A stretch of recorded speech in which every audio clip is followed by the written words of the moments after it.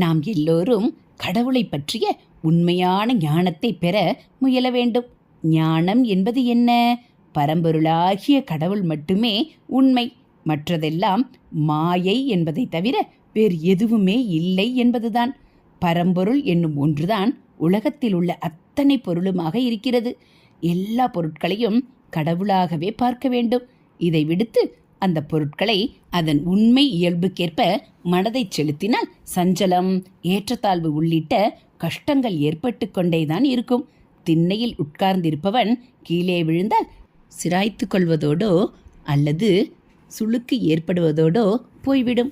ஆனால் பணக்காரன், பதவிக்காரன் மாடி மீது இருக்கிறான். அவன் கீழே விழுந்தால் எலும்பு முறிந்துவிடும். ஏன்? உயிருக்கே ஆபத்து உண்டாகும். உலகத்தில் பிறந்த ஒவ்வொருவனும் தான் ஒருவனே மகா கெட்டிக்காரன், மகா யோகியன், ரொம்ப